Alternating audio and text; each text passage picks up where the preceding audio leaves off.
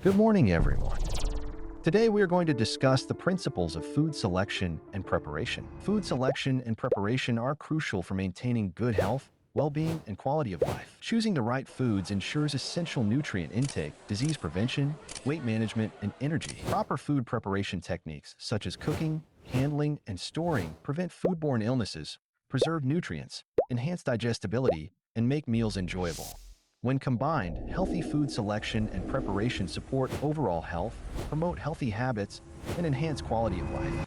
By prioritizing these habits, individuals can take control of their health, well-being, and happiness. A well-planned and prepared meal can make a significant difference in one's life, leading to improved physical and mental well-being and a better overall quality of life. Here are the various guidelines or factors in selecting food. Number 1. Sensory. Choosing foods based on how they look, feel, sound, taste, and smell are all ways in which we may be influenced. Again, these may be done consciously or unconsciously. Number 1. Smell. How food smells. Is this good? Bad? Does the scent drive you away or pull you in? 2. Taste. Do you remember how the food tastes? Perhaps based on prior experiences and the smell of the food, you can guess that it will taste good. Enjoying the taste of a food is a major driver for choosing that food again. Meanwhile, disliking how a food tastes is another major driver for not selecting that food again if offered. 3. Texture. Have you ever craved something crunchy? If you have, you may have picked up a bag of chips, crackers, or pretzels to satisfy that craving. In this example, you were driven to choose a food based on texture criteria. Mouthfeel of a food would also fit into this category. Foresight. We use our eyesight to help us make many everyday decisions, such as which direction to take, what to wear, and given our current discussion, what to eat. We can use our sense of sight to see if food has spoiled or gone bad or looks good to eat. Sometimes all it takes is a picture, so advertisers spend lots of money making their food look the best in their ads using specialized techniques. Cheers also uses garnishes on plates or strategic plating methods to make the food look as visually appealing as possible. 5. Sound. Sounds that food makes is a lesser thought of sensory aspect to food choice, but is a driver in the reasons behind making some food choices. The sound a bag of chips makes is an example that may make you want to snack on a crunchy snack. We can also tell if soda is flat if noise is absent. Number 2 factor is nutritional. Both perceived and verified nutrition is the second most significant motivator in food preference and selection. Perhaps someone has made weight loss goals or is on a specialized diet due to allergies. These individuals will choose foods that fit their lifestyle and dietary needs. Number 3 factor is cultural or religious. More than 4,000 recognized religions are worldwide, so it would be impossible to cover them here. How does or would religion alter food choice? Religions may have different rules regarding what is acceptable to eat or not, and how the food is prepared. Number 4 factor is sociological and psychological. Peer pressure falls into this category, as well as hospitality norms and choices. These two are listed together instead of separately because the two categories often overlap. These are often intertwined with cultural norms as well. Number 5 factor is budget and costs. Food costs have skyrocketed over the past couple of years with increased inflation. Then here are the guidelines for preparing food. Number 1. Cleaning and washing. This involves washing and cleaning raw ingredients, such as fruits, vegetables, and meat, to remove dirt, contaminants, and bacteria. Number 2. Cutting and chopping. Ingredients are often cut or chopped into smaller pieces to facilitate cooking and enhance the overall presentation of the dish. Number 3. Measuring and mixing. Accurate measurement of ingredients and thorough mixing is essential for achieving the desired flavor and texture in the final dish. Number 4. Cooking. Applying heat to raw ingredients makes them edible, improves flavor, and kills harmful bacteria. Cooking methods vary, including boiling, baking, grilling, frying, and steaming. Number 5. Seasoning. Adding herbs, spices, salt, and other flavorings enhances the dish's taste. Seasoning is a crucial step in food preparation to achieve a well-balanced and appetizing flavor profile. Number 6. Assembling and plating.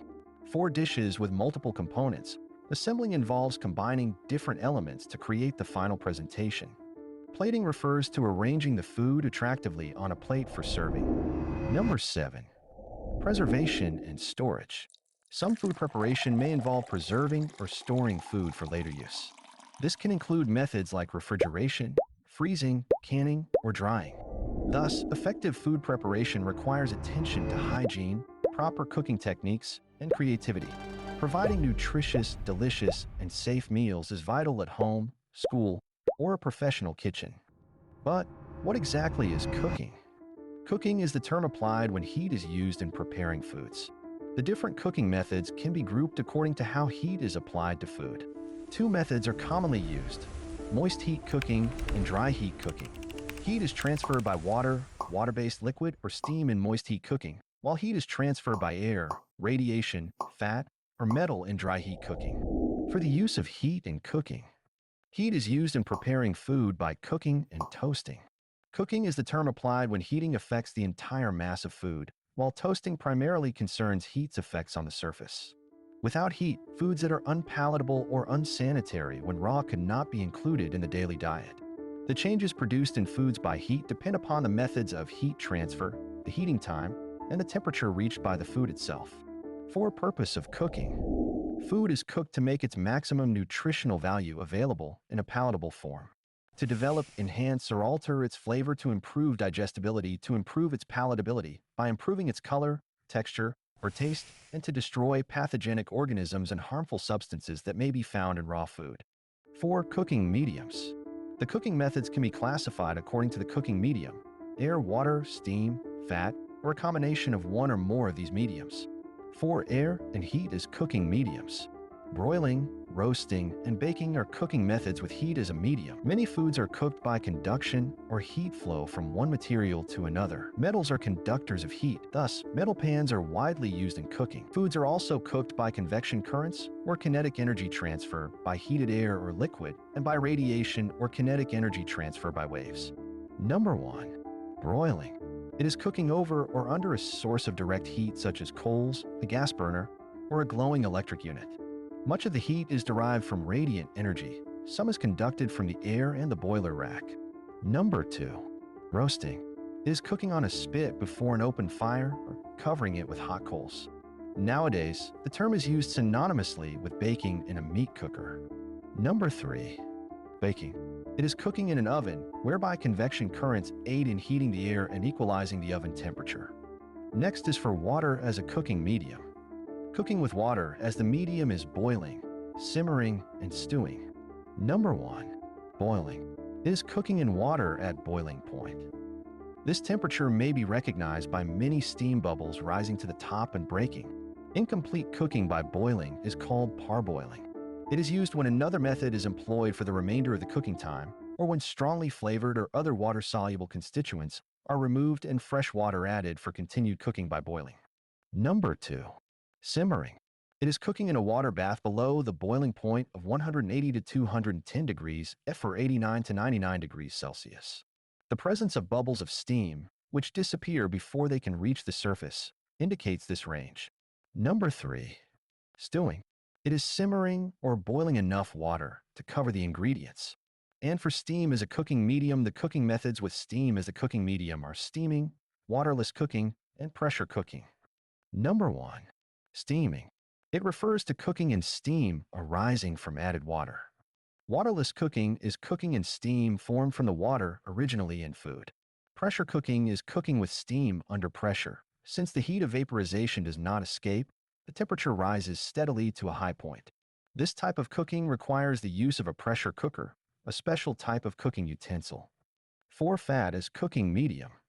Fat is used as the cooking medium in sautéing, deep fat frying, and pan broiling. Number 1. Sautéing.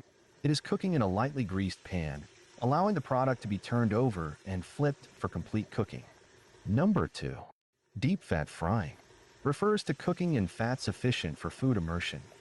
The temperature required for frying runs as high as 385 degrees Fahrenheit to 196 degrees. For the combination of cooking mediums, a combination of multiple methods is used in braising, fricasseing, and pot roasting. Number 1. Braising. It represents a combination of sautéing and subsequent cooking in a small amount of liquid in a covered utensil. Number 2. Fricasseing. It is almost similar to braising. Braising and fricasseing are, in fact, synonymously applied to meat and poultry. That's all for today. I hope you enjoyed this video and learned something new. Don't forget to subscribe for more content.